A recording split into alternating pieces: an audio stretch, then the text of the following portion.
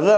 ಆದರೆ ಇತ್ತೀಚೆಗೆ ಅಲ್ಲಿ ಹಿಂದುತ್ವವನ್ನು ಜಾಗೃತಿ ಮಾಡಿ ಮತ್ತು ಏನೇನೋ ಮಾಡಿ ವಿಶೇಷವಾಗಿ ಮುಸ್ಲಿಮರ ಮತ್ತು ಜ್ಞಾನದ ಹಕ್ಕನ್ನು ಕಸ್ಕೊಂಡಿದ್ದಾರಪ್ಪ ಅಂಥೇಳಿ ವಿರೋಧ ಪಕ್ಷಗಳು ಆರೋಪ ಮಾಡ್ತಾ ಇದ್ದಾವೆ. ಇವೆಲ್ಲವೂ ಆದಾಗ ಲಾಸ್ಟ್ ಚುನಾವಣೆಯಲ್ಲಿ ವೆಸ್ಟ್ ಬೆಂಗಾಲ್ದಲ್ಲಿ 45% ಮತಗಳು ನಮ್ಮ ಮೇಡಮ್ ಮಮತಾ ಬ್ಯಾನರ್ಜಿ ಅವ್ರಿಗೆ ಬಂದಿದ್ರೆ 40% ಈ BJP ಬಂದಿತ್ತಿರೋದನ್ನು ಇಲ್ಲೇ ಗಮನ ಹರಿಸಿದ್ರೆ ಈ 4-5-6% ಪರ್ಸೆಂಟೇಜ್ದಲ್ಲ ಏನಾದರೂ ಗದ್ದಲ ಆದೀತಾ.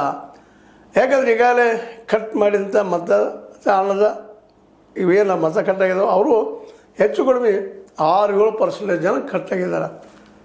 ಆ 6% ಮ್ಯಾಪ ಇದು ಏನಪ್ಪ ಒಂದು ಏನು ಜೋಡಣೆ ಆಗ್ತದನ ಜೋಡಣೆ ಆಗಿ ಅದು BJP 1-2% ಹೆಚ್ಚು ಬಂದ BJP ಈ ಸಲ ಅಧಿಕಾರ ಕಸ್ಕೋಬೋದು ಅನ್ನೋಂಥ ಒಂದು ಸಣ್ಣ ಒಂದು ಸಂಶಯ ಎಲ್ಲ ಕಡೆ ಕಾಣ್ತಾ ಇದೆ.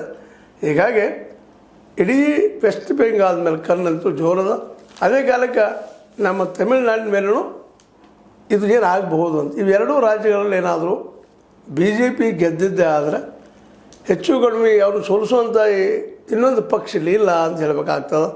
ಆ ದಿಶೆಯಲ್ಲೇ ಸೋಲ್ತಾರೋ ಗೆಲ್ತಾರೋ ಏನು ಮಾಡ್ತಾರೋ ನೋಡು ನಾವೆಲ್ಲರೂ ಅಂತ ಹೇಳ್ತಾ. ಮತ್ತು ಜೊತೆಗೆ ವೆಸ್ಟ್ ಬೆಂಗಾಲ್ನಲ್ಲಂತೂ ಎಲ್ಲರದು ಕನ್ನಡ.